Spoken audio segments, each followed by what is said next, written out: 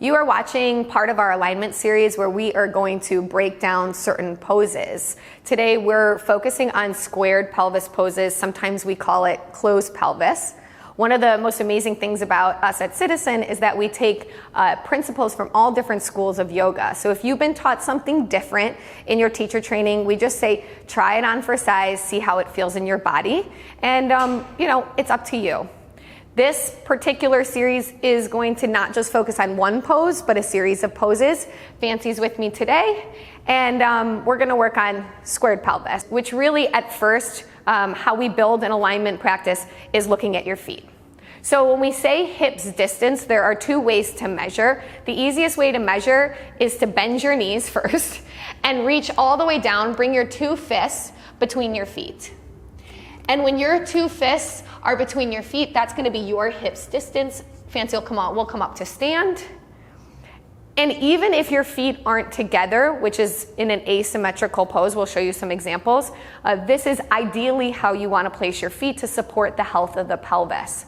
So a few closed pelvis poses. I'm gonna have Fancy step to the top of her mat in a runner's lunge. It's really easy to practice foot placement when you're in a more supported pose, when you have 3 or 4 points of contact. So here, what happens often in a pose like this is that your feet tend to align with one another. So you walk your front foot over to the middle. There you go. And this would probably feel more natural because it just is how people place their bodies. So the first thing we'll focus on is walking your right foot over to the side. Now, how do you check that? Fancy's gonna step her left foot forward and then measure hips distance here, 2 fists between her feet. And then she'll step back and really try to maintain that same distance even though she's moving asymmetrically. We measure just by thinking about what the pelvis is doing. We're trying to keep it as level as possible. So poses that are closed pelvis poses are crescent. So Anne will lift her arms all the way up. By the way, it's Anne Fancy. I tend to call her Fancy a lot. Another pose, Anne will lower her hands down and take warrior one. So your back heel will come down. And we'll do warrior one breakdown, which is also a really complex pose. We're just showing you some examples.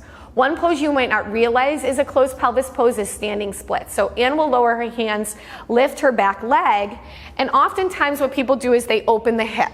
So even here you want to think that your lifted leg is still hips distance right to left, harder pose, and you can bend your bottom leg to start to square or level the pelvis. That's beautiful. Anne will step all the way back. 1 or 2 more poses just like this.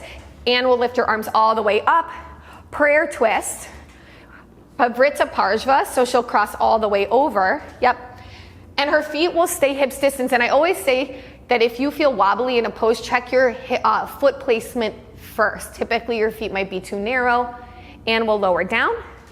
And then she'll just step back to downward facing dog. So even here in down dog, your feet are gonna be hips distance right to left instead of super wide or super narrow. Thanks, Fancy. Nice, and so that's just an overview of one portion of how you place your feet. The other side we will be reviewing in open pelvis poses.